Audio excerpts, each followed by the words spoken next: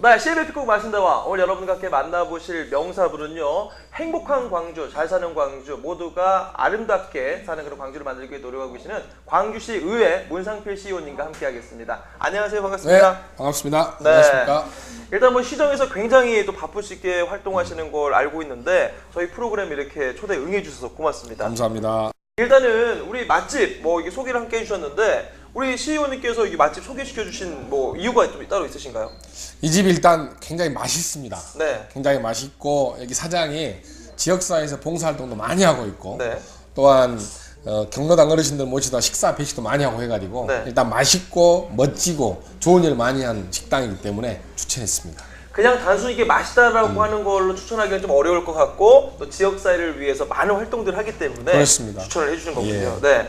제가 이제 문상필 CEO님과도 꽤 오랫동안 이렇게 또 알고 있었었는데 사실 이제 또 CEO로서 요즘 활동하시는 모습 보고 굉장히 뭐 많은 활동들을 하셔가지고 제가 옆에 이렇게 아시는 분으로서 굉장히 좀 보람 있고 뿌듯하다는 생각이 좀 들었습니다. 감사합니다. 네.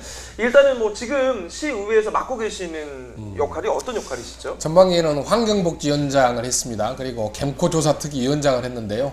지금 현재는 행정자치위원으로서 활동하고 있고 예산결산위원으로서 활동하고 있습니다. 그래요? 일단은 뭐 다양한 활동들을 통해서 우리 시민들과 이렇게 만나고 계시는데요. 원래 고향은 광주세요? 원래 전남 장흥 꼴차기였습니다. 네. 지금은 거기서 중학교까지만 다니고 네. 고등학교, 대학교는 이곳에서 살았고 이 부근에서 살았습니다. 그렇군요. 예. 장흥하게 되면은 굉장히 좀 뭐 산과 또 바다와 들이 굉장히 이렇게 있어가지고 먹을 게 좀 풍부한 그런 지역이잖아요. 장흥이 제가 어렸을 때는 굉장히 힘들고 어려웠던 것이었거든요. 네네. 근데 지금은 이제 지방자치제가 되면서 뭐 오두랜드, 네. 물축제, 네. 뭐 토요시장 네. 이런 것이 전국으로 유명한 명소가 됐는데 제가 살 때만 해도 어려웠고 제가 사는데 또 내륙이었습니다. 그래가지고 버스도 안 가고 뭐 이런 공간이었어요. 오늘 함께 좀 맛을 함께 좀 보고 평가해 볼 게 사실은 이게 석갈비거든요. 예. 사실은 이제 저는 이게 떡갈비는 방송을 몇 번 해봤었는데 석갈비 처음에 좀 의아했습니다. 근데 이제 돌 석재를 써서 이 돌판에 불판에다가 이렇게 만들었다고 석갈비라고 하는데 한번 맛 한번 보시고 내가 추천하는 그 맛집이 이게 괜찮을지. 네. 이 가족들하고 와가지고 아이들이 굉장히 좋아하는 그런데요. 네네. 이렇게 돌판에다가 구워가지고 네네. 이게 지글지글 볶고 하면 네네. 아주 따뜻하고 특히 가족 단위로 와가지고 먹기에는 굉장히 좋고요. 네. 계절에 맞게 이제 진도 어촌에서 가져온 네네. 이런 것들을 직접 맛볼 수 있기 때문에 굉장히 맛있습니다. 우리 그 시호님께서는 어렸을 때 그러면 꿈은 어떤 꿈을 갖고 계셨어요? 저는 어렸을 때 법률가 되는 게 꿈이었습니다. 네네. 법률가 되는 게 꿈이었는데 고시 공부를 한참 하고 좀 생활도 어렵고 해가지고 한 4년 하다가 고시를 접고 사회복지 현장에 투입하게 됐습니다. 그래서 현재 여기까지 오게 됐는데 장애인 복지, 사회복지 쪽 계속 좀 일을 했었죠. 아무래도 이제 장애인복지, 사회복지 쪽을 전공하시고 그쪽에 여러 경험들이 또 실무적으로 있으시다 보니까 또 시의회에서도 그런 목소리를 또 대변하는 그런 역할들을 그렇습니다. 함께 하고 계시는 거군요. 네. 아무래도 이제 일을 하시다 보면 이 보람이 있을 때가 좀 있을 것 같아요. 시의원이 돼가지고 보람이 있을 때 어떤 게 보람이 있습니까? 여러 가지 시정 질의나 5분 발언이나 행정사무감사에 지적했던 사항이 고쳐지거나 개정되는 것을 보면 상당히 의미가 좀 있는 것 같습니다. 그리고 여러 사람들의 의견들이 반영이 안 될 부분들, 의원으로서 이야기를 하면 반영된 부분도 있는데 특히 안전도시를 제안했을 때 시에서 적극적으로 받아가지고 안전도시를 열심히 하고 있거나 또한 연구임대 아파트 입주자들의 삶의 질 향상 지원 조례를 만들었는데 이런 경우는 한국지방정치학회에서 우수 조례도 판정도 돼가지고 이런 건 상당히 좀 의미가 있지 않나 싶습니다. 또 때로는 이게 시의원으로서 야 이게 시의원이 아니었으면은 내가 이런 생각을 안 하고 또 이런 입장이 없을 텐데 또 반면에 시의원이기 때문에 어려운 부분들도 좀 있을 것 같다는 생각이 좀 들어요. 일단 정치인 하면 너무 이제 부정적인 이미지가 많아서 그런 이미지를 불식시키기 위한 자세들이 좀 필요한 것 같아요. 그러다 보니까 아무 데서나 함부로 할 수 없고 또한 이 위치가 공개되다 보니까 사생활이 보장이 되지 않는 것 이런 것은 상당히 불편함이 있는 것 같지만 그거보다는 더 큰 의미가 많이 있기 때문에 얼마든지 감수할 수 있는 내용들입니다.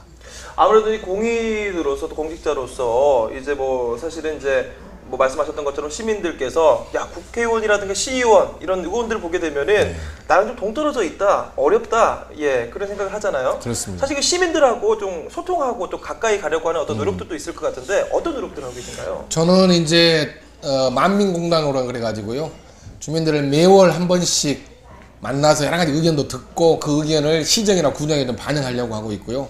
정책 설문조사를 직접 들고 만나면서 그 의견들이 시정에 반영될 수 있도록 하겠다는 노력을 좀 하고 있습니다. 그래서 동네 속으로, 주민 속으로 가자 하는 것이 저의 모토입니다. 아, 동네 속으로, 주민 속으로 가자. 그러니까 말 그대로 탁상 행정이 아니라 예. 현장에서 직접 찾아가서 그분들의 어떤 의견들도 듣고 또 애로사항도 듣고 해가지고 시장에 좀 반영을 하겠다라고 그렇습니다. 하는 그런 계획이신 것 같은데, 많은 분들이 좀 생각할 때 요즘 잘 먹고도 잘 사는 것들, 행복하게 사는 것들, 이런 것들이 많이 관심이 아닐까 생각해 봅니다. 말씀하신 어떤 시정 중에 사회적 경제 활성화 이런 예. 부분들이 있더라고요. 구체적으로 어떤 부분들인지 내용 설명을 좀 부탁드리겠습니다.